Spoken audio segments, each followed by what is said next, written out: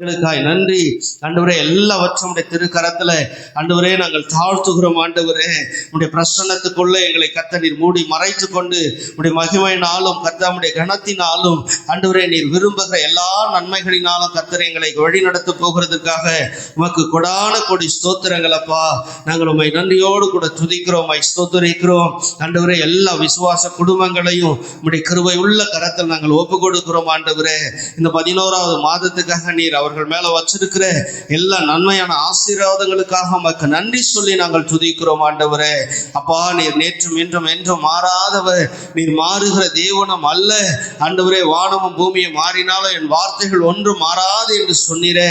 அப்படியாய் கர்த்தர் நீர் எங்களுக்காக வைத்திருக்கிற எல்லா நன்மையான ஆசீர்வாதங்களுக்காக உமக்கு கொடான கொடி ஸ்தோத்திரங்கள்.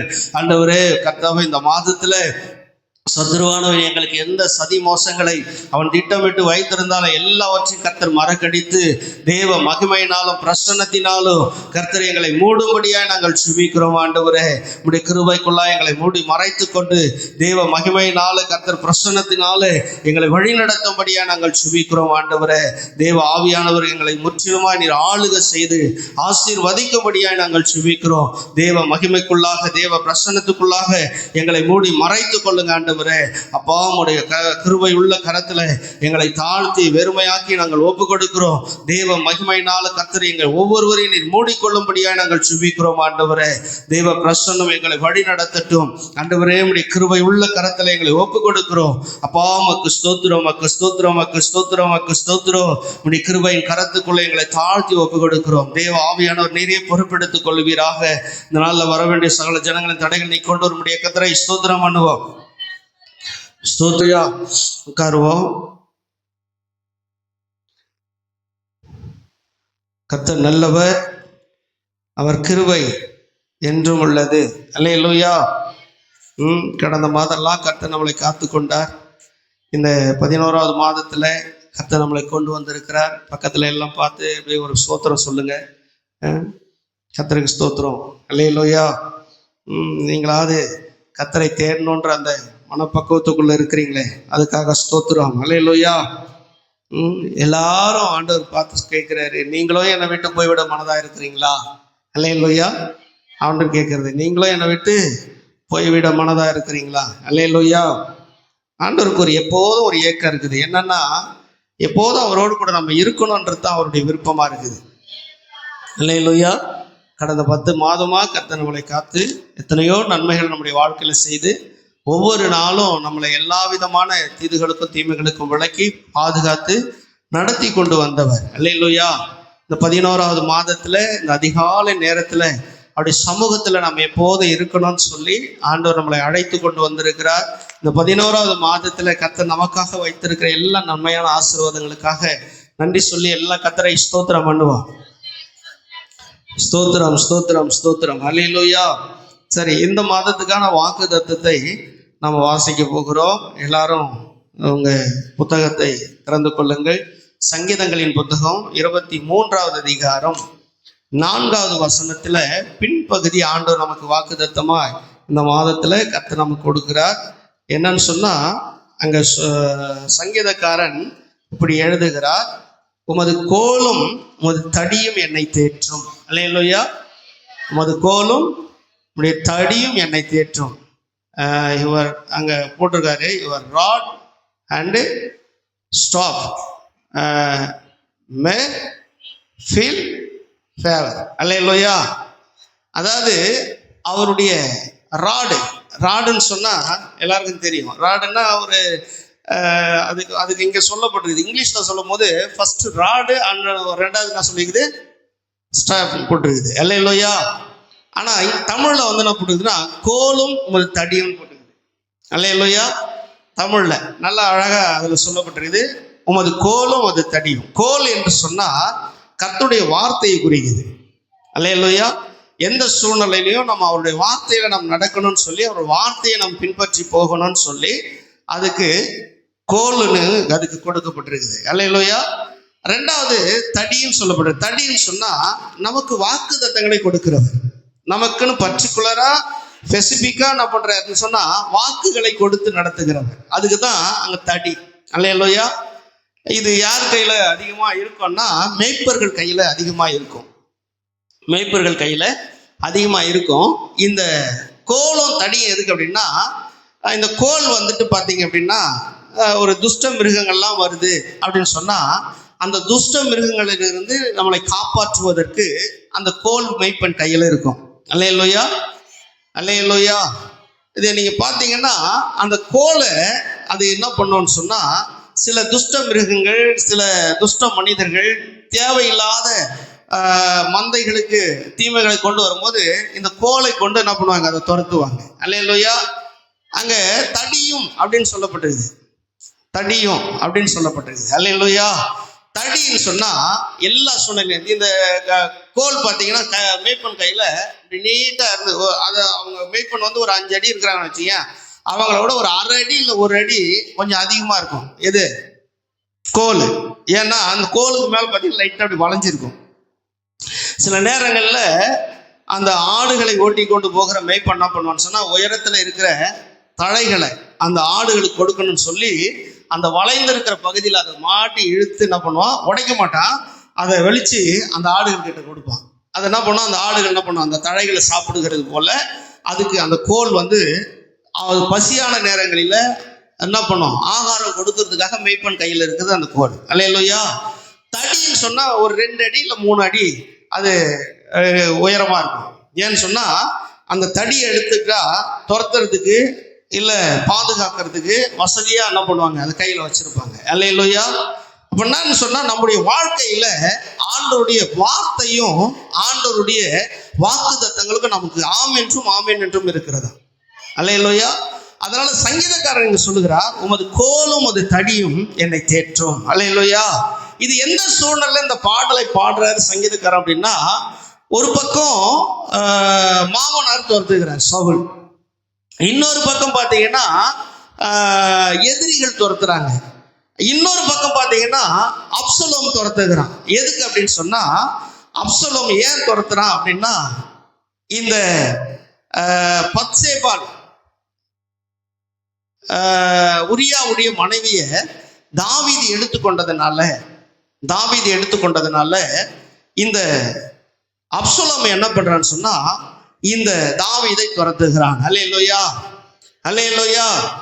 நிறைய நேரங்களில இப்படி நெருக்கடியில இருக்கிற தாவீது, ஒரு பக்கம் சொந்த குடும்பமே தாவீதை வெறுத்து தள்ளிருச்சு. இருக்கிறீங்களா? சொந்த குடும்பமே, பெத்த தகப்பனே, தாயே, கூட பிறந்தவங்களே என்ன பண்ணிட்டாங்கன்னா தாவீதை ஒதுக்கி வச்சுட்டாங்க. இவனுக்கு எந்த உரிமையும் கிடையாது, எந்த அதிகாரமும் கிடையாது, இவன் பிள்ளைன்னு சொல்லி கொள்றதுக்கு இவனுக்கு எந்த தகுதியுமே கிடையாதுன்னு சொல்லி ஈசா என்ன பண்ணிட்டார், ஒதுக்கி வச்சுட்டார். இருக்கிறீங்களா இல்லையா? அல்லேலூயா. எந்த பிள்ளைக்கான அதிகாரமோ அந்தஸ்தோ என்ன பண்ணல, தாவீதுக்கு கொடுக்கப்படாத அந்த சூழ்நிலை. ஒரு பக்கம் வீடு ஒதுக்கி தள்ளுது, கூட பிறந்த சகோதரர்கள் 7 பேர் இருக்கிறாங்க, ஒருத்தர் கூட நேசிக்கிறதுக்கு ஆட்கள் இல்லை. இன்னொரு பக்கம் பார்த்தீங்கன்னா இந்த இஸ்ரவேலெல்லாம் காக்கிறதுக்கு, இஸ்ரவேலெல்லாம் பாதுகாக்கிறதுக்கு ஒரு சங்கம் ஒன்று இருக்குது அங்க. அல்லேலூயா. அந்த சங்கத்துக்கு பேர் என்னது?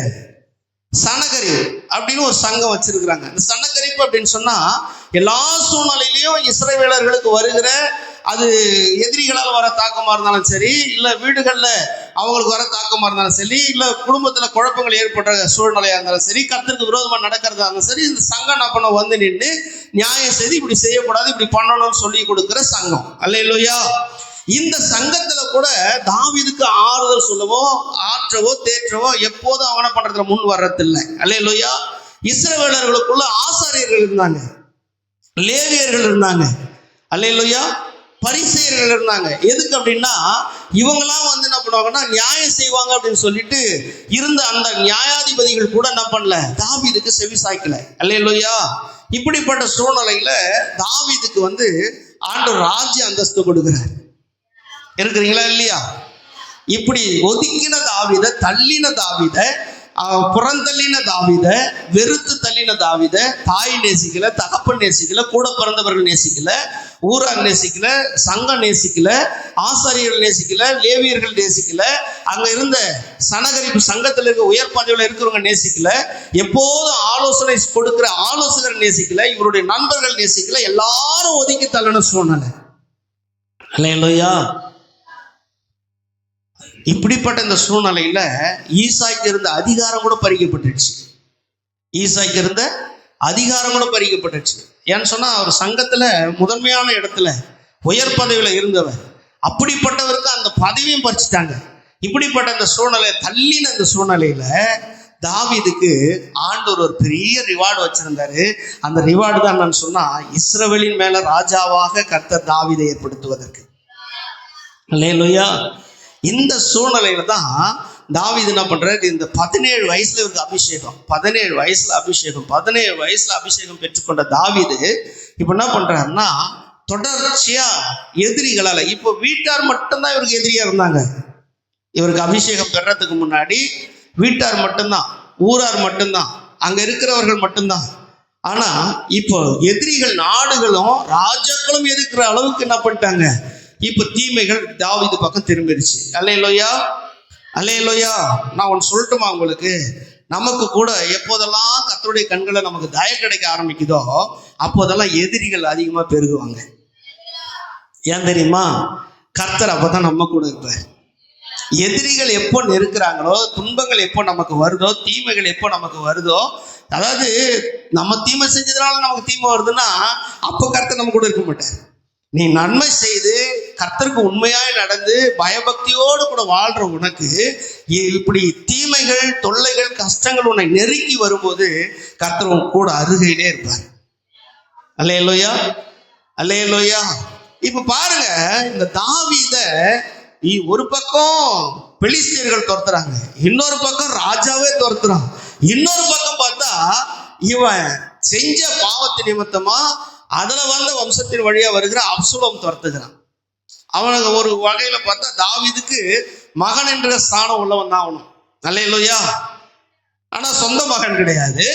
அவனும் என்ன சொல்றான், அந்த வம்ச வழியா வருகிறதுல அவனும் அப்சலோமும் வந்துனா அவனுக்கு ஒரு மகனை போல.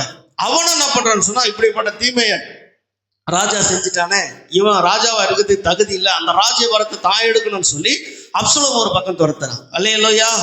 இப்படி துரத்தும் போது தாவீது போய் ஒரு மந்த மேய்ப்பர்களோடு கூட பதுங்கி இருக்கிறீங்களா இல்லையா?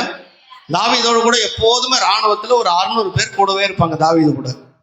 அவங்கள குறித்து வேதம் சொல்லுது, அவங்க யாருன்னு சொன்னா பேலியாளின் மக்களா. அதாவது தாவீது எப்போ நன்மை செய்யணுன்றதுக்காக இருக்க மாட்டாங்களாம், தாவீதை எப்போ போட்டு தள்ளணும், எதிரிகளிட எப்போ காட்டி கொடுக்கணும்னு கூடவே இருக்கிறவங்க. ஆனால் அவங்கள வச்சுக்கிட்டு தான் தாவீது போற இடங்கள்லாம் கர்த்தர் வெற்றியை கொடுத்தார். ஏன்னா இந்த 600 பேரை நம்பி தாவீது இல்லை, ஆனா தாவீது யாரை நம்பி இருந்தா, கர்த்தரையே நம்பி இருந்தான். அல்லேலூயா. கர்த்தரே நம்பிக்கையும் என் நங்கூரமா இருக்கிறார் சொல்லி தாவீது சொல்லுகிறார். அல்லேலூயா. இப்படிப்பட்ட இந்த சூழ்நிலை தாவீது என்ன பண்றாருன்னா, மந்த மேய்ப்பர்களோடு கூட போய் தங்கி இருக்கிறார். மந்தை மேய்ப்பவர்களோடு கூட, மந்தை மேய்க்கிறவர்களோடு கூட, மந்தை மடக்கி இருக்கிறவர்களோடு கூட போய் தாவீது தங்கியிருக்கு. ஆனா தாவீது எங்க தங்குறாருன்னு சொல்லி கூட இருக்கிறவர்களும் கூட தெரியாது. அல்லேலூயா. யுத்தத்துக்கு போவாரு, எல்லாரையும் அவங்களை கொண்டு என்ன பண்ணுவார், எதிரிகள்லாம் துரத்துவாரு, சண்டையெல்லாம் பண்ணுவாரு, எல்லாமே செய்வாரு. ஆனா படுக்கிற போது மட்டும் கூட இருக்கிறவங்களுக்கு கூட தாவீது எங்க படுக்கிறான்னு தெரியாது. அப்படிப்பட்ட அந்த சூழ்நிலையில தாவீது மந்தை மேய்ப்பர்களோடு கூட போய் படுத்திருக்கிறார், வேஷம் மாறி. அல்லேலூயா. அங்க படுத்திருக்கும் போது தாவீது எப்படி பார்க்கிறாருன்னா, இரவெல்லாம் எந்த விதமான துஷ்ட மிருகங்களோ எதிரிகளோ வந்து தாக்காதபடி அந்த மந்தையுடைய மேய்ப்பர்கள் என்ன பண்ணுவாங்களாம், இரவெல்லாம் கையில விளக்க வச்சுட்டு பந்தங்களை வச்சுக்கிட்டு அந்த மந்தைகளை சுத்தி சுத்தி சுத்தி சுத்தி வந்துகிட்டே இருப்பாங்க. அல்லேலூயா. தாவீது இதெல்லாம் ஒத்து பார்த்துட்டே இருக்கிறார். நைட்ல படுக்கும் போதெல்லாம் பார்க்கிறார். அங்க படுக்கும் போது இந்த மேய்ப்பர்கள் என்ன பண்றாங்கன்னு பார்த்தா, மந்தையை அவ்வளவு கண்ணமிட்டு பாதுகாத்துட்டு இருக்கிறாங்களாம். அல்லேலூயா. அப்பதான் தாவீது காலையில எழுந்து அதிகாலையில அவர் கிண்ணறை எடுத்துக்கொண்டு கர்த்தரை பாடுகிற, கர்த்தர் என் மேய்ப்பராய் இருக்கிறார், நான் தாட்சியடையேன். அல்லேலூயா. இந்த மந்தையை மேய்க்கிற மேய்ப்பர்கள் எப்படி அந்த மந்தைகளை காக்கிறார்களோ அது போல என் ஜீவனை காக்கிற என் கர்த்தர் எனக்கு மேய்ப்பராய் இருக்கிறான்னு சொல்லி காலையில கிணறை எடுத்து கர்த்தர் பாடுகிறார். அல்லேலூயா. அந்த பாடுகிற பாடல் தான் இந்த சங்கீதம் 23. அல்லேலூயா, அல்லேலூயா. இதனுடைய தலைப்பு நான் இதுக்கு கொடுத்த என்னன்னு சொன்னா, உமது கோலும் உமது தடி என்னை தேற்றும். இந்த சாராம்சம் தான் இந்த வாக்கு தத்தத்தை நம்ம என்ன பண்ண போறோம், உரிமை பாராட்ட போறோம். இந்த கோலுக்குள்ளேயும் தடிக்குள்ளேயும் எப்படிப்பட்ட ஆசீர்வாதம் இருக்குது, இந்த ஆசீர்வாதத்தை நம்ம எப்படி எடுக்கணும், இந்த ஆசீர்வாதத்தை நம்ம பின்பற்றும் போது நமக்கு எப்படிப்பட்ட ஆண்டவர் கிருபையை பாதுகாப்பை வச்சிருக்கிறான்னு சொல்லிலாம் நம்ம என்ன பண்ண போறோம், தொடர்ச்சியா பார்க்க போறோம். அல்லேலூயா. அதுல சங்கீதக்காரன் பாருங்க, முதல்ல அவன் சொல்றான், அதனுடைய கருப்பொருளை நான் உங்களுக்கு சொல்ல போறேன், அதனுடைய காரியங்களை நம்ம இன்னைக்கு விவரிக்க போறோம். அல்லேலூயா. ஒவ்வொன்றா பார்க்க போறோம். அப்ப பாருங்க, முதல்ல அவர் சொல்றாரு, கர்த்தர் என் மேய்ப்பரா இருக்கிறார். இருக்கிறீங்களா? முதல் வசனத்துல முதல் பகுதியில கர்த்தரின் மேய்ப்பரா இருக்கிறார். அப்படின்னா எப்படி மந்தைகளை மேய்ப்பர்கள் பாதுகாக்கிறார்களோ அதை விட என்னுடைய ஆத்துமாவை கர்த்தர் பாதுகாக்கிறார். அல்லேலூயா. அதனால அவர் பேர் கொடுக்கிறார், என்ன சொன்னா, கர்த்தர் என் மேய்ப்பர். இருக்கிறீங்களா இல்லையா? நல்ல மேய்ப்பன் தன் ஆடுகளுக்காக என்ன பண்ணுவானா, ஜீவனையே கொடுப்பானா. அல்லேலூயா. அந்த தாவீது அங்கிருந்து பார்க்கிறார், அந்த மந்தைகளோடு கூட, மந்தை மேய்ப்பர்களோடு கூட படுத்துக்கொண்டு, மந்தைன்னா ஏதோ இங்கே நம்ம ஒரு 50 ஆடு 100 ஆடு வச்சுக்கிறோங்கல்ல, ஆயிரக்கணக்கான லட்சக்கணக்கான ஆடுகளை மடக்கி மந்தை மேய்க்கிறவர்கள் என்ன பண்ணுவாங்கன்னா சுற்றிலும் அதை வேலி அடைத்திருப்பாங்க. அல்லேலூயா. இரவெல்லாம் மந்தையை மடக்கிட்டு அதனுடைய மேய்ப்பர்கள் பார்த்தீங்கன்னா அந்த ஆடுகளை அப்படியே கண்ணமிட்டு சுத்திக்கிட்டே இருப்பாங்களாம் இரவுல. பகல்லனாலும் ஆடுகளை மேய விட்டுட்டு கொஞ்சம் மரத்தடிகளில் ஓய்வு எடுப்பாங்களாம். ஆனா இரவு நேரத்துல மேய்ப்பர்கள் கொஞ்சம் கூட தூங்க மாட்டாங்க. காரணம் என்னன்னு சொன்னா, துஷ்ட மிருகங்கள் வந்துடும், எதிரிகள் வந்து நம்ம ஆடுகளை களவாடிட்டு போயிடுவாங்க அப்படின்னு சொல்லி இரவெல்லாம் என்ன பண்ணுவாங்களோ அதை சுத்தி சுத்தி சுத்தி சுத்தி அதை பாதுகாத்துக்கிட்டே இருப்பாங்களாம். இதெல்லாம் பக்கத்துல இருந்து பார்க்கிற தாவீது அவர் சொல்றாரு, இது போல எனக்கு எதிரிகள், எனக்கு இது போல தீமைகள் எல்லாம் வரும்போது ஒரு மெய்ப்பனை போல என் கர்த்தர் என்னை பாதுகாக்கிறார். இல்லையா? அதுலயே சொல்றாரு முதல் வசனத்துல 2வது பகுதியில, அதனால எனக்கு எந்த குறையும் வராது. அல்லேலூயா. அது சொல்றாரு, நான் தாட்சியடையேன் என்றார். அப்படின்னா தாட்சினா எந்த குறைவுமே வராது. அப்ப கர்த்தர் நம்ம மேய்ப்பரா இருந்துட்டா எந்த குறைவுமே நமக்கு வராது அப்படின்றத தாவீது இங்க விளக்குகிறார். அல்லேலூயா. அப்ப எதுல குறைவு வராது, எதுல நமக்கு குறைவு வராது? கர்த்தர் நம்ம மேய்ப்பரா இருந்தா எந்த காரியம், ஆடு வந்து தூங்குறதுலையோ இல்லை தண்ணி குடிக்கிறதுலையோ இல்லை சாப்பிட்றதுலையோ இல்லை எங்கே போய் நம்ம மேயன்றதுலையோ என்னைக்குமே ஆடு என்ன பண்ணாது, தன் சிந்தையை வைக்காது. காரணம் என்னன்னு சொன்னால், அந்த மெய்ப்பனை பின்பற்றி போவோம், அந்த மெய்ப்பன் சகலத்தையும் நமக்கு செய்வார் என்பதை அந்த மெய்ப்பனையே அந்த ஆடு சார்ந்திருக்கும். இருக்கிறீங்களா? அதைத்தான் தாவீது இங்க பார்க்கிறாரு, பார்த்துட்டு சொல்றாரு, கர்த்தர் என் மெய்ப்பரா இருக்கிறா, எனக்கு ஒரு குறையும் வராது. அல்லேலூயா. பாருங்க, முன்னாடி ஒரு ராஜா வந்தான், தாவீதுக்கு பின்னாடி ஒரு ராஜா வந்தான்.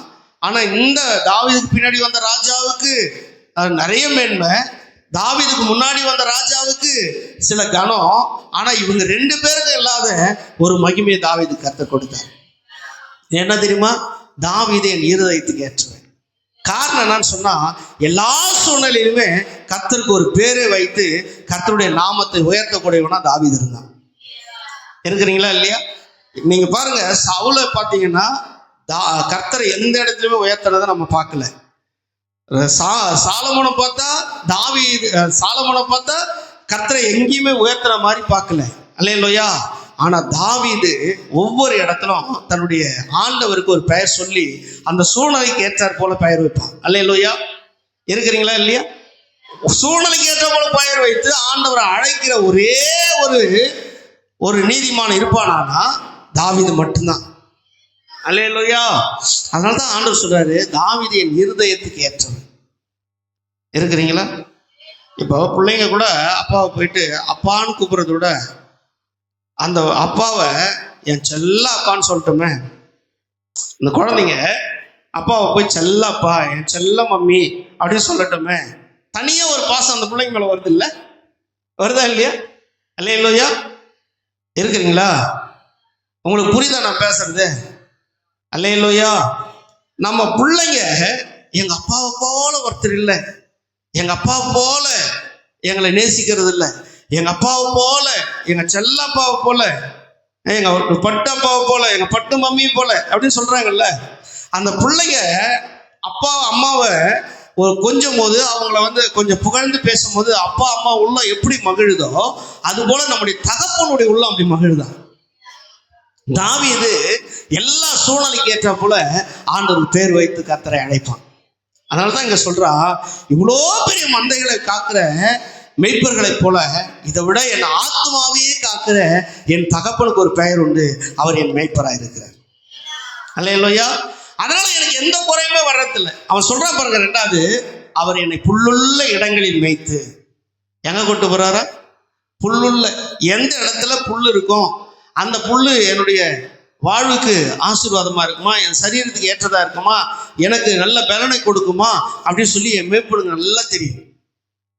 அதனால தாவீது சொல்றாரு, கர்த்தர் என்னை, அங்க சொல்றாரு பாருங்களா, அவர் என்னை புல்லுள்ள இடங்களில் மேய்த்து. எங்க புல்லு இருக்குது அங்க இருந்து வனாந்திரத்துல இருந்து விட்டு மேய்க்கிறது மேய்ப்பன் அல்ல. எந்த இடத்துல புல்லுகள் இருக்குமோ, எந்த இடத்துல அந்த ஆடுகளுக்கு ஆகாரம் இருக்குமோ, எந்த இடத்துல அந்த ஆடுகளுக்கு பாதுகாப்பு இருக்குமோ, எந்த இடத்துல அந்த ஆடுகளுக்கு தண்ணீர் இருக்குமோ, எந்த இடத்துல அந்த ஆடுகளுக்கு தேவையானது இருக்குமோ அந்த இடத்துல நடத்தி கொண்டு போகிறது தான் மேய்ப்பன். அதனால இங்க தாவீது சொல்றான், அவர் என்னை புல்லுள்ள இடங்களில் மேய்த்து. அடுத்து சொல்றான் பாருங்க, அதுலயே அமர்ந்த தண்ணீர்கள் அண்டையில் என்ன பண்றாரா, கொண்டு போய் விடுகிறார். அல்லேலூயா. தண்ணீர் தேங்கி இருக்கிற இடத்துல, தண்ணி சுத்தமா இருக்கிற இடத்துல, தண்ணியில ஆரோக்கியம் இருக்கிற இடத்துல அவர் என்ன பண்ணாரோ கொண்டு போய் விடுவார். அல்லேலூயா. இப்ப தாவீதுக்கு நல்ல கர்த்தரை குறித்து தெரியும், அவர் என்னை சரியான பாதையில் நடத்துகிறவர். இருக்கிறீங்களா இல்லையா? அல்லேலூயா. சரியான பாதையில என்னை கொண்டு போகிறவர். பழைய ஏற்பாட்டு காலங்கள்ல கர்த்தர் நமக்கு வாக்குத்தத்தங்களை தான் கொடுத்தார். அல்லேலூயா. இருக்கிறீங்களா இல்லையா? வாக்குத்தத்தங்களை கொடுத்து அந்த வாக்குத்தத்தங்களை நம்ம எடுத்துக்கொண்டு நடக்கணும். ஆனா புதிய ஏற்பாட்டு காலத்துல ஆண்டவர் நமக்கு அவருடைய வாக்கையே நமக்கு கொடுத்து நம்மளை வழி நடத்துகிறவரா இருக்கிறார். அல்லேலூயா. இருக்கிறீங்களா? நம்மளை வழி நடத்துகிறவர், நம்மளை கையை பிடிச்சு நடத்தி கொண்டு போகிறவர். அல்லேலூயா. சில காரியங்களும் இப்படி சொல்லுவாங்க. ஒருத்தர் ஐயா, நான் பெரியார் நகர், நான் இங்கே வெளியே நின்னா நிறைய பேர் கேட்பாங்க, சார் இங்கே நந்தமாக்கம் எங்கே இருக்குது, அஞ்சுகு நகர் எங்கே இருக்குது, பெரியார் நகர் எங்கே இருக்குதுன்னு இங்கே நின்று கேட்பாங்க. இப்படியே போங்க, அப்படி போனீங்கன்னா போய் திரும்பினீங்கன்னா அடுத்த பஸ் ஸ்டாண்டுக்கு பக்கத்தில் வந்தோன்னா அது அஞ்சுகு நகர். அல்லேலூயா. அதை கொஞ்சம் தள்ளி போனீங்கன்னா பெரியார் நகர். இப்படின்னு சொல்லி நம்ம அனுப்புறதுக்கும், ஒருத்தர் நம்மக்கிட்ட வழி காட்டும் போது, வழி கேட்கும் போது, வாங்க நானே எட்டு போய் விடுறேன் அந்த இடத்துல எட்டு போய் விடுறதுக்கும் வித்தியாசம் இருக்குதா இல்லையா? அல்லேலூயா. வழி காட்டும் போது அவங்க என்ன பண்ணுவாங்க, இப்படி போங்க அப்படின்னு சொல்லிட்டு போய் தேடின்னு இருப்பாங்க. ஆனா நானே கூட நான் அந்த இடத்துல திரும்ப விடுறேன் அப்படின்னு சொன்னா எப்படி இருக்கும்? அல்லேலூயா. பழைய ஏற்பாட்டு காலங்கள்ல வழி காட்டினார், இப்படி போனோம் அப்படி போனோன்னு. புதிய ஏற்பாட்டு காலங்கள்ல கரம் பிடித்து நம்மளை நடத்துகிறார். இருக்கிறீங்களா இல்லையா? ஆண்டவர் அதைத்தான் தாவீது முன்னறிந்து அவன் சொல்றான், அவர் என்னை புல்லுள்ள இடங்களில் மேய்த்து. அல்லேலூயா. அமர்ந்த தண்ணீர்கள் அண்டையில் கொண்டு போய் என்னை விடுகிறார். அல்லேலூயா. 3வது வசனம் சொல்றான் பாருங்க, அவங்க முக்கியமா அதை சொல்றான் பாருங்க, என் ஆத்துமாவை தேற்றி. ஏன்னா ஆத்துமா நிறைய தோய்ந்து போயிருக்குது, ஆத்துமா நிறைய கலங்கி போயிருக்குது, நிறைய பிரச்சனை, போராட்டங்கள், நெருக்கங்கள் வரும்போது எது தோய்ந்து போகணும்? ஆத்துமா தான் தோய்ந்து போகும், பலவீனம் அடைஞ்சிடும். அல்லேலூயா. இருக்கிறீங்களா? சரி, ஏதாவது ஒரு நெருக்கங்கள் வந்தா முதல்ல எங்க தோய்வு வரும்னா ஆத்துமாவில தான் தோய்வு வரும். இருதயம் பலவீனப்பட்டு போயிடும். அதுதான் ஆண்டவர் சொல்லும் போது யோவான்ல 14:1 சொல்றாரு, உங்கள் இருதயம் கலங்காது இருப்பதாக. இருக்கிறீங்களா? அங்க ஆண்டவர் அதுக்குதான் யோவான் மூலமா அங்க எழுதுறாரு, தேவனிடத்தில் என்ன பண்ணுங்க, விசுவாசமா இருங்கள், என்னிடத்திலும் நீங்க விசுவாசமா இருங்க. அப்படி இல்லாத இருந்தா நான் உங்களுக்கு சொல்லியிருப்பேன். ஏன்னா நான் போய் உங்களுக்கு ஒரு ஸ்தலத்தை ஆயத்தம் பண்ணின பின்பு நான் இருக்கும் இடத்தில் நீங்களும் இருக்கும்படி நான் மறுபடியும் உங்களை அழைத்து கொண்டு போவேன். அல்லேலூயா. நம்முடைய ஆண்டவர் நமக்கு வச்சிருக்கிற ஆசீர்வாதம் என்ன தெரியுமா? நித்திய காலமா நம்மளை அவரோடு கூட வைத்துக் கொள்வதற்காக ஆண்டவர் நம்ம வச்சிருக்கிறார் என்பதை தாவீது அறிந்து அவன் சொல்றான், என் ஆத்துமாவை தேற்றி. அல்லேலூயா. அவங்க ஆத்மா கலங்கிடக்கூடாது, நீ சோர்ந்து போயிடாத. எந்த வியாதியோ பலவீனமோ எதிரிகளோ உன்னை தாக்கி உன்னை மேற்கொள்ளாதபடிக்கு எனது கோலம் தடி உன்னை எப்போதும் தேற்றி கொண்டே இருக்கின்றார். அதைத்தான் சொல்லிட்டு இங்க சொல்றாரு, அவர் என்ன பண்ணுவாராம், ஆத்மாவை தேற்றி தம்முடைய நாமத்தின் நிமித்தம் என் நீதியின் பாதையில் நடத்துகிறார். அல்லேலூயா. அதுதான் சொன்னேன், நீதியின் பாதையில் நடத்துகிறார். ஒருத்தர் நம்ம கிட்ட கேட்டு வழி கேட்கும் போது வழி காட்டுறதுக்கும் கையை பிடிச்சி கொண்டு போய் அதே இடத்துல நம்மளை விடுறதுக்கும் வித்தியாசம் இருக்குல்ல? இருக்கிறீங்களா? அவர் வந்து நம்மளை நித்தியம் வரைக்கும் நம்மளை அழைத்து கொண்டு போகிற கர்த்தர். இந்த பூமியில நமக்கு வழிகாட்டுறது மட்டும் இல்லை, நம்மளை கரம் பிடித்து எது வரைக்கும்னா கர்த்தர் நித்தியத்து வரைக்கும் நம்மளை கொண்டு போறாரு. அல்லேலூயா. அந்த நாட்கள்ல ஆவியானவர் வந்து பேசிட்டு போயிடுவார். ஆவியானவர் பேசிட்டு போயிடுவார். ஆனா இந்த நாட்கள்ல ஆவியானவர் நமக்குள்ள இருந்தே நம்மளை வழி நடத்துவார். அல்லேலூயா. அவர் நம்மை கண்டித்து உணர்த்தி நடத்துகிற தேவன் இருக்கிறீங்களா? அதுல சொல்றாரு பாருங்க, 4வது வசனத்துல இங்க வரும்போது அதான் சொல்றாரு, நான் மரண இருளின் பள்ளத்தாக்கில் நடந்தாலும் பொல்லாப்புக்கு பயப்படேன். ஏன்னா மரணம் எனக்கு முன்னா இருக்கட்டும், ஆபத்து எனக்கு பக்கத்துல இருக்கட்டும், யார் என்னை சூழ்ந்து இருக்கட்டும், அதை பத்தி எனக்கு கவலை இல்லை. ஆனா அங்க சொல்றாரு அடுத்தது, தேவரே என்னோடு கூட இருக்கிறீர். அல்லேலூயா.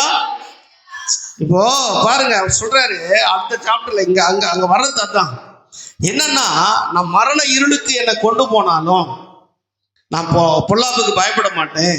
ஏன்னா என்னை நடத்துகிறவர், என்னை கொண்டு போகிறவர், என்னை வழி நடத்துகிறவர் எங்க இருக்கிறான்னு என் கூடவே இருக்கிறார். இல்லையா?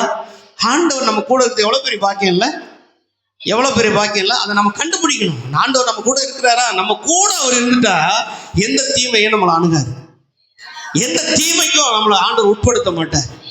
அதை சொல்லிட்டு அவர் சொல்றாரு, அவர் என் கூட இருந்தது மட்டும் இல்ல, எந்த பொல்லாப்பு, எந்த ஆபத்து, எந்த இருள் என்னை சூழ்ந்து வந்தாலும் அவர் கோலம், அவர் தடி என்னை தேற்றும். அல்லேலூயா.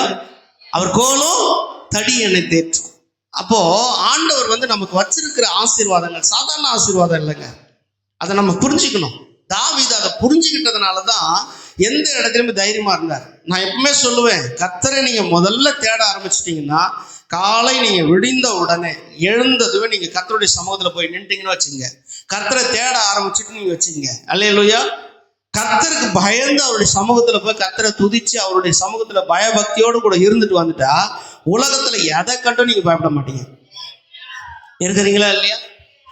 ஆனா உலகத்துல நம்ம என்ன பண்றது, காலையில எழுந்து நல்லா விடிஞ்ச பிறகு எல்லா களைப்பு டயர்ட்லாம் போன பிறகு நம்ம எழுந்து அதுக்கப்புறம் முகத்தை கழுவிக்கிட்டு வெளியே வந்து பார்க்கும்போது பொல்லாப்புக்கு நமக்கு காத்துட்டு இருக்கும். எதிரிகள் நம்ம காத்துட்டு இருப்பாங்க, துஷ்டர்கள் நம்ம காத்துட்டு இருப்பாங்க. அவங்கள பார்த்து பயந்து பயந்து நடுங்குவோம்.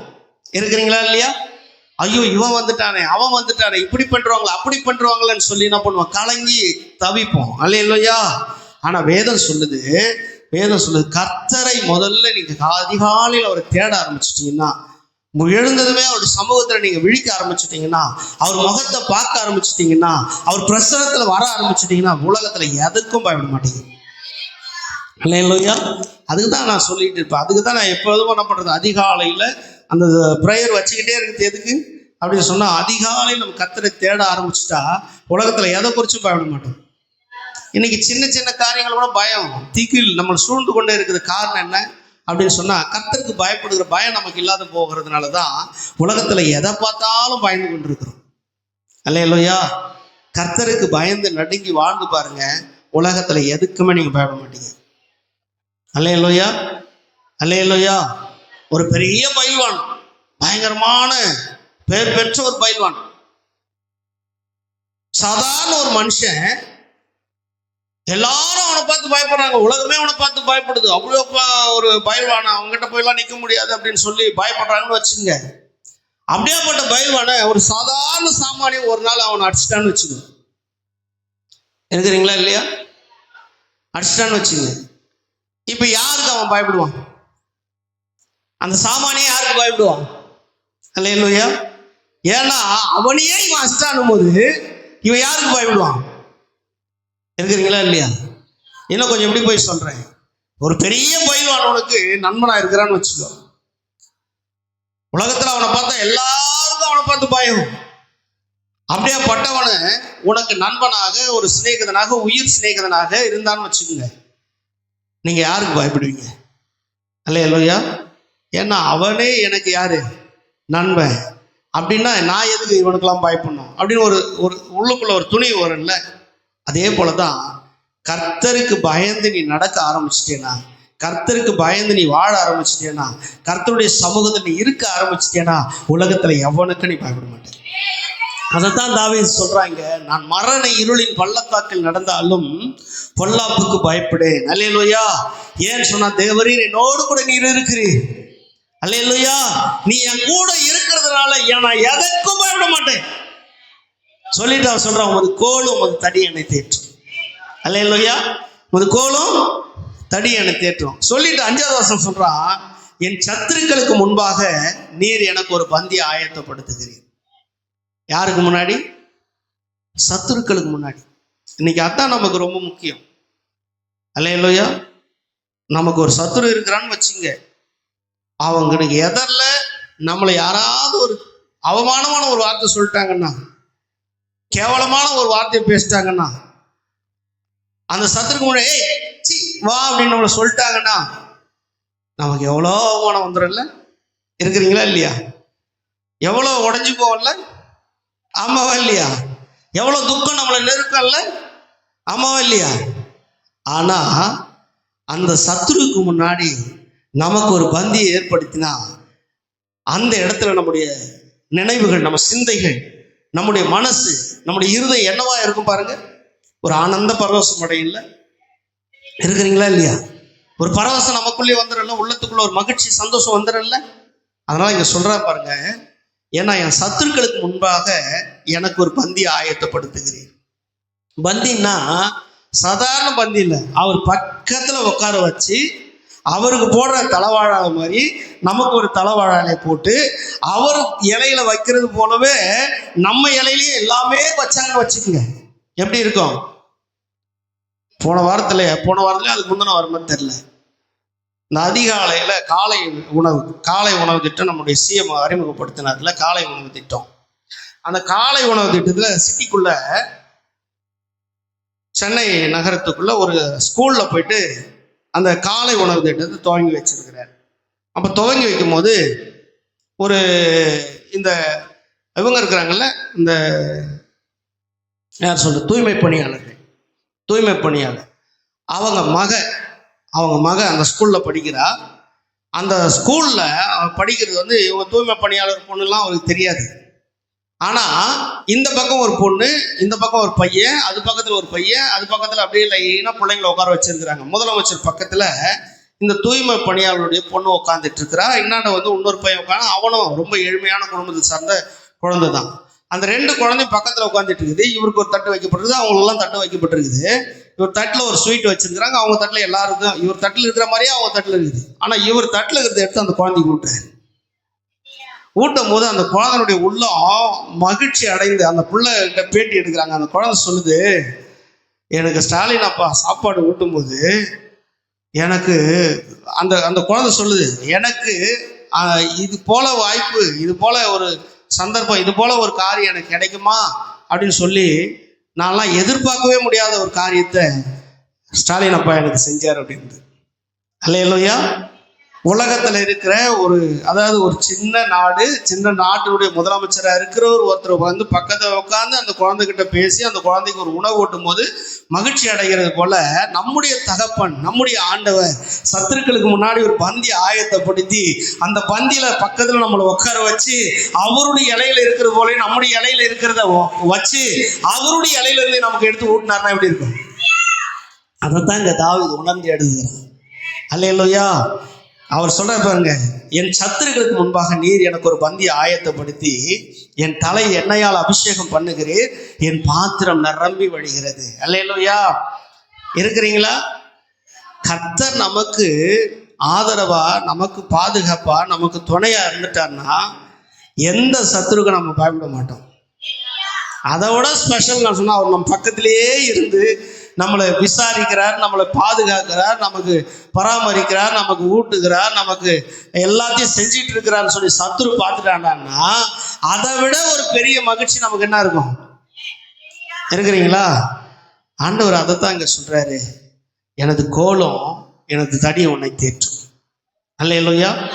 உன் சத்துருக்கள் எதுவாக இருந்தாலும், உன் சத்துருக்கள் யாரா இருந்தாலும் அவங்களுக்கு முன்னாடி நான் உனக்கு ஒரு பந்தியை ஆயத்தப்படுத்தி உன் தலையை நான் எண்ணெயால் அபிஷேகம் பண்ணுவேன். அப்போ இவன் சொல்றான், என் பாத்திரம் நிரம்பி வழியுது. அல்லேலூயா. சிலலாம் அப்படி இந்த சத்துருக்கள் வந்து நமக்கு எதிரிகள் நம்மளை நெருக்கும் போது, நாங்கள் ஒரு இடம் போயிருந்தோம், ஊழியக்காரங்க எல்லாருமே. ஒருத்தர் என்ன பண்ணார்னா, தன்னை எப்போதும் மேன்மையாக காட்டிக்குவார். நானுன்றது. ஒருத்தர் கண்டுக்காம இருக்கிறார், எதையும் கண்டுக்கல, சரி ரைட் ஓகே போட்டோம் அப்படின்னு.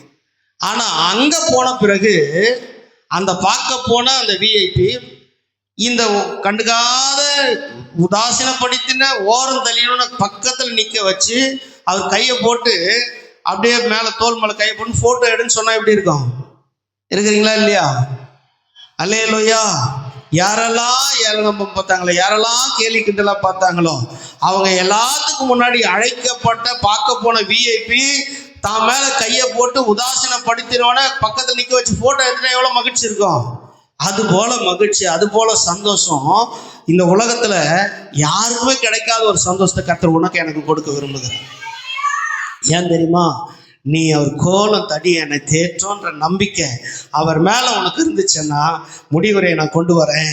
இங்க பாருங்க, அதனால தான் சொல்றாங்க கடைசி 6வது வசனத்துல என்ன சொல்றாங்க? ஜீவனுள்ள நாளெல்லாம், அல்லேலூயா, அவன் சொல்றான் பாருங்க, என் ஜீவனுள்ள நாளெல்லாம் நன்மையும் கிருபையும் என்னை தொடரும். அல்லேலூயா. இதை விட டாப் மோஸ்ட் அவன் கொடுக்குற ஸ்டேட்மெண்ட் என்ன தெரியுமா? அவன் கொடுக்குற டாப் மோஸ்ட் அறிக்கை என்ன தெரியுமா? தாவீது கொடுக்கறது, அவன் சொல்றான் பாருங்க, கடைசியா முடிக்கிறான், நான் கர்த்தருடைய வீட்டிலே நீடித்த நாட்களாய் நிலைத்திருப்பேன். இருக்கிறீங்களா இல்லையா? இங்க இந்த சங்கீதத்துல நம்ம அதாவது இது வரைக்கும் பார்த்துட்டு வந்தோம். இந்த கண்டென்ட்லாம் பாருங்க, அவன் சொன்ன ஒவ்வொரு ஸ்டேட்மெண்ட்லையும் கர்த்தரை அப்படியே மகிமைப்படுத்திக்கிட்டே இருக்கிறான். கர்த்தர் என் கூடவே இருக்கிறார்ன்றதை பேசிக்கிட்டே இருக்கிறான். சத்துருக்கள் யாரும் எனக்கு சேதப்படுத்த முடியாதுன்றதை பேசுகிறான். இதெல்லாம் பேசிட்டு கடைசியா அவன் வந்து சொல்றான் என்ன தெரியுமா? அவருடைய நன்மையும் கிருபையும் எனக்கு தொடர்ந்து கொண்டே இருக்கும். கர்த்தரை தேடுகிறவர்களுக்கு தீமை அல்ல, கர்த்தர் நன்மையே வச்சிருக்கிறார். கர்த்தருக்கு பயந்து நடக்கிறவர்களுக்கு தீமை அல்ல, நன்மையே இருக்கிறது. கர்த்தருக்கு பயந்து நடக்கிறவர்களுக்கு விரோதமா 1000 பேர் பாளையம் இறங்கிட்டாலும் கர்த்தர் உன் பட்சத்திலிருந்து உனக்கு தான் விடுதலை சமாதானத்தை கொடுக்கிறவரா இருக்கிறார். அதனாலதான் அவன் சொல்றான், கர்த்தருடைய வீட்டில் நான் நீடித்த நாட்களாய் நிலைத்திருக்கேன்.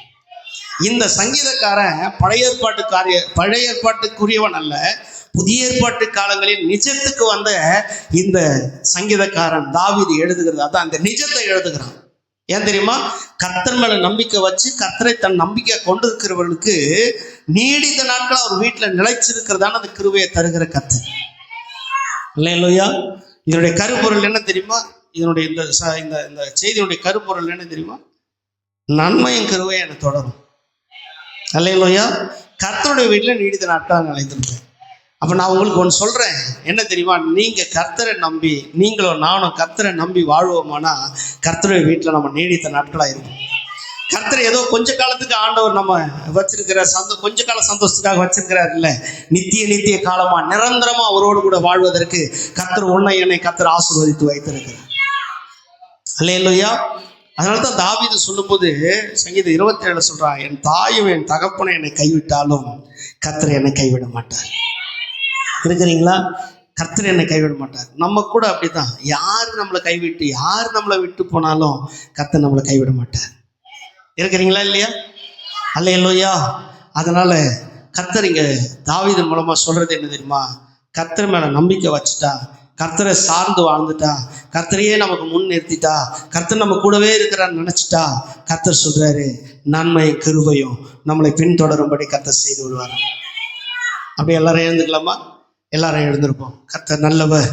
Thank you Jesus. Thank you Jesus.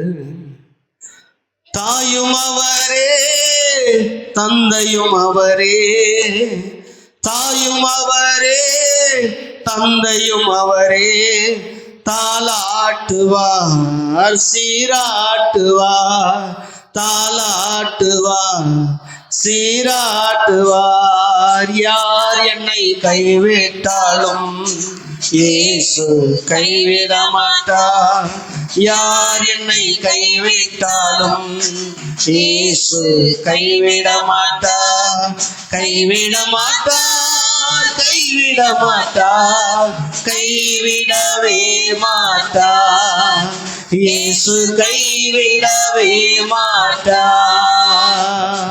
யார் என்னை கைவிட்டாலும் இயேசு கைவிட மாட்டார். யார் என்னை கைவிட்டாலும் இயேசு கைவிட மாட்டார்.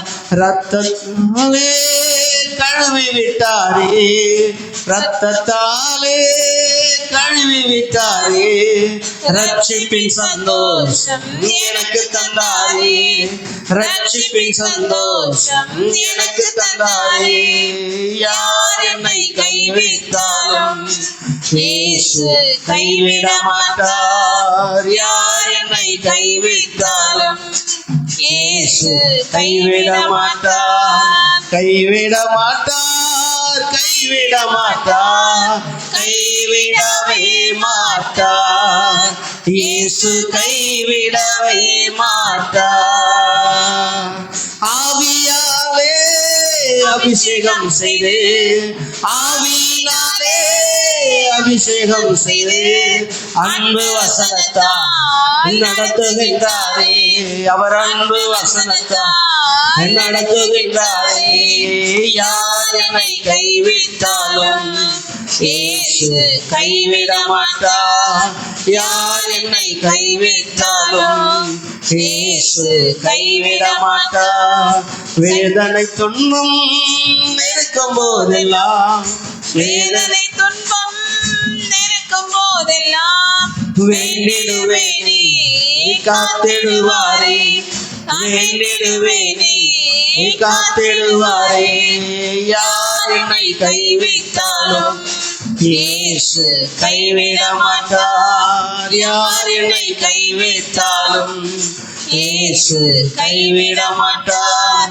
கைவிட மாட்டார், கைவிட மாட்டார், கைவிடவே மாட்டார். இயேசு கைவிடவே மாட்டார். வேதனை துன்பம் நெருக்கும் போதெல்லாம், வேதனை துன்பம் நெருக்கும் போதெல்லாம் வேண்டிடுவேனே காத்திடுவாரே, வேண்டிடுவேனே காத்திடுவாரே. யார் என்னை கைவிட்டாலும் இயேசு கைவிட மாட்டார். யார் என்னை கைவிட்டாலும் இயேசு கைவிட மாட்டார். கைவிட மாட்டார், கைவிட மாட்டார், கைவிடவே மாட்டார். இயேசு கைவிடவே மாட்டார். இயேசு கைவிடவே மாட்டார். இந்த உலகத்துல யார் நம்மளை கைவிட்டுட்டாலும் கர்த்தர் நம்மளை கைவிட மாட்டார். அந்த விசுவாசம் நம்பிக்கை நமக்கு எப்போதும் இருக்கணும். ஒருவேளை தகப்பன் நம்மளை கைவிட்டலாம், தாய் கைவிட்டலாம், கணவர் ஒருவேளை கைவிடலாம், மனைவி ஒருவேளை கைவிட்டலாம், பிள்ளைங்க கைவிடலாம். ஆனா கர்த்தர் நம்மளை சேர்த்து கொள்வார். தாவீது அதை தான் சொல்லுகிறான், கர்த்தர் எல்லா சூழ்நிலையிலும் என்னை சேர்த்து கொள்ளுகிறவர், என்னை ஏற்றுக்கொள்ளுகிறவர், என்னோடு கூட இருந்து என்னை நடத்துகிறவர். அவர் கோலும் அவர் தடியும் என்னை தேற்றும். ஆண்டவர் அப்படியா இந்த நாளில அப்படி வாக்கு தத்தத்தை இந்த மாதத்துக்கு நமக்கு தந்தபடினால அவர் கோலும் தடியும் நம்மோடு கூட எப்போதும் இருக்கிறது. மரண இருளின் பள்ளத்தாக்களை நடந்தாலும் பொல்லாப்புக்கு நான் பயப்பட மாட்டேன் ஆண்டவரே, தேவரீர் என்னோடு கூட இருக்கிறீர் என்று சொல்லி எல்லா கரங்களை உயர்த்தி கர்த்தரை ஸ்தோத்திரம் பண்ணுவோம். ஜெபிக்கலாம், ஜெபம் பண்ணுமா. ஸ்தோத்திரம் கர்த்தாவே, மை ஸ்தோத்திரிக்கிற ராஜா, மை நன்றியோடு துதிக்கிறோம் அப்பா. பரிசுத்த ஆவியானவரே, இந்த நாளுக்காக நன்றி. கடந்த ஆண்டவரே 10 மாதங்கள் முழுவதுமாய் கர்த்தர் பாதுகாத்து நடத்தி வந்தீரே, உமக்கு நன்றி அப்பா. இந்த 11வது மாதத்துல தகப்பனே நீர் கொண்டு வந்த இயேசப்பா, உங்க சமூகத்தில் ஆண்டவரே நீர் வைத்ததற்காக உமக்கு நன்றி ஆண்டவரே. இந்த நாளில கர்த்தாவே நீர் கொடுத்திருக்கிறதான வாக்குத்தத்தங்களுக்காக நன்றி ஆண்டவரே. உமது கோலும் உமது தடியும் என்னை தேற்றும் என்று சொன்னது போல ஆண்டவரே அப்பா உமக்கு ஸ்தோத்திர ராஜா. தொடர்ந்து உம்முடைய வார்த்தை கர்த்தாவே எங்களை தேற்ற போகிறதற்காக கர்த்தாவே உமக்கு நன்றி ஆண்டவரே. அப்பா உம்மை ஸ்தோத்திரிக்கிற ஸ்தோத்திரிக்கிறார் ராஜா. மை துதிக்கிறோம் ஆண்டவரே. இந்த வார்த்தைகளை கேட்டும் இந்த பிள்ளைகள் ஒவ்வொருவரையும் கர்த்தாவை நீர் தேற்றி ஆண்டவரே உடைய வார்த்தைகளை பிடித்து கொண்டு ஆண்டவரே உங்க மேல கர்த்தாவை நம்பிக்கை விசுவாசத்தையும் வைத்து ஆண்டவரே அப்பா உம்மோடு கூட கர்த்தாவை இருக்கிற கிருபையில ஒவ்வொருவருக்கும் தந்தருளும்படியாய் இந்த கரத்தில் ஒப்பு கொடுக்கிறோம் அப்பா. ஆண்டவரே உமக்கு ஸ்தோத்திர ராஜா. மை துதிக்கிறோம். வந்த ஒவ்வொருவரையும் கர்த்தர் நீங்க ஆசீர்வதிங்க ஆண்டவரே. வாக்குதத்த உரிமை பாராட்டி ஆண்டவரே உமக்கு ஸ்தோத்திரம். அதில் இருக்கிறதான நன்மைகளை ஆசீர்வாதங்களை அப்பா நாங்கள் பெற்றுக்கொள்ள இன்னும் எங்களுக்கு கிருபையில தந்தர்லி நடத்தும்படியாய் உடைய கரத்தில் ஒப்பு கொடுக்கிறார் ராஜா. நாளுக்கான ஆசீர்வாதங்கள் இந்த மாதம் முழுவதுமா எங்களை நடத்தும்படியாய் உடைய கரத்தில் ஒப்பு கொடுக்கிறோம். தொடர்ந்து இசப்பா மாலையில் நடக்கிறதான சுத்திகரிப்பு கூடுகையும் கர்த்தர் நீர் ஆசீர்வதித்து தடைகள் எல்லாம் நீக்கி உடைய ஜனங்களை கொண்டு வந்து உங்க நாமத்தை மகிமைப்படுத்துங்கப்பா. எங்களை தாழ்த்துகிறோம், உயர்த்துகிறோம் அப்பா. ஸ்தோத்திரிக்கிறோம். உங்க நாம மாத்திரம் மகிமைப்படுவதாக இயேசுவின் நாமத்தில் வேண்டிக் கொள்கிறோம் நல்ல பிதாவே. ஆமென். பரலோகத்தின் நல்ல பிதாவே, உம்முடைய பரிசுத்த குமாரனாக இயேசுவின் நாமத்தினால இந்த 11வது மாதம் இந்த அதிகாலை நேரத்தில் உடைய சமூகத்துக்கு வந்த எங்களுக்கு மது கோலும் அது தடியும் எங்களை தேற்றும் என்று சொல்லி ஆண்டவரே வார்த்தையிலிருந்து நீர் கர்த்தர் கொடுத்த வாக்குக்காக ஸ்தோத்திரம். இந்த மாதத்துல எத்தனையோ நெருக்கங்கள், எத்தனையோ துன்பங்கள், துயரங்கள், கஷ்டங்கள் எங்களுக்கு முன்பாக இருந்தாலும் கர்த்தர் அது எல்லாவற்றையும் கர்த்தர் நீக்குவதற்கு மது கோலும் தடி எங்களோடு கூட நீர் வைத்து எங்களை நடத்த போறதுக்காக உமக்கு ஸ்தோத்திரம் ஆண்டவரே. தாவீது சொன்னது போல கர்த்தரின் மெய்ப்பராய் இருக்கிறார், எனக்கு குறைவொன்றும் இல்லை என்று சொன்னது போல எங்க விசுவாச வாழ்க்கையை நாங்கள் கர்த்தர் சீர்தூக்கி பார்த்து இன்னும் சிறப்பா அதில் வழி நடக்க எனக்கும் எங்களுக்கும் வந்தமுடைய பிள்ளைகள் ஒவ்வொருவருக்கும் கர்த்தர் அந்த கிருபை தருவீராக ஆண்டவரே. கடந்த 10 மாதங்கள் எத்தனையோ கர்த்தாவே தீதுகள் தீமைகள் எங்களை நெருக்கினாலும் எங்களை கர்த்தாவை கொன்று போடாதபடிக்கு அவைகளுக்கு அதிகாரம் கொடுக்காம எங்களோடு கூட எங்களை காப்பாற்றி நடத்தின எங்கள் தெய்வம் இந்த நாளில கர்த்தர் நீர் கொடுத்த வாக்கின்படியே நாங்கள் அதற்கு பிடித்து கொண்டு நாங்கள் உமக்குள்ள நடக்க எனக்கும் எங்களுக்கு கிருபை தந்தருளுங்கப்பா.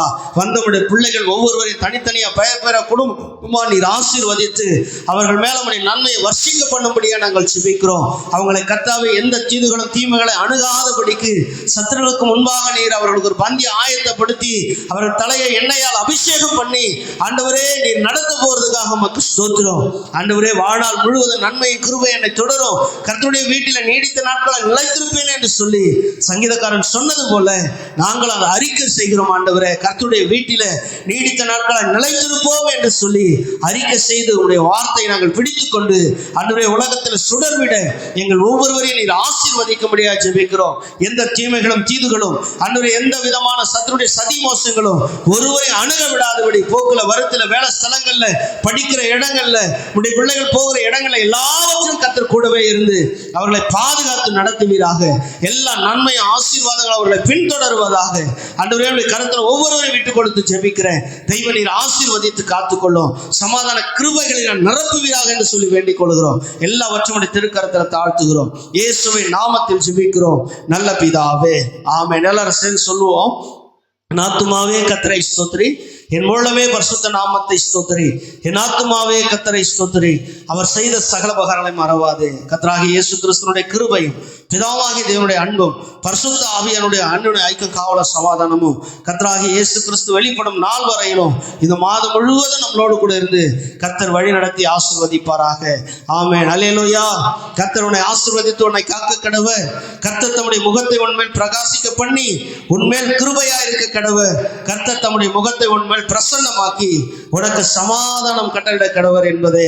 ஆமென். அல்லேலூயா, அல்லேலூயா, அல்லேலூயா.